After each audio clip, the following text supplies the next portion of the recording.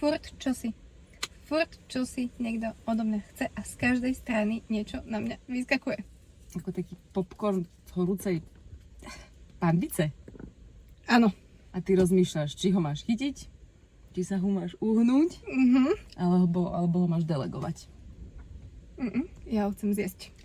Aha, čiže ty si ho chceš vychutnať. Vybrali sme pre vás 30 plus pukancov, a.k.a. problémov, ktoré môžu na vás vyskakovať v práci. A na všetky máme jedno riešenie. A tým je kultúra.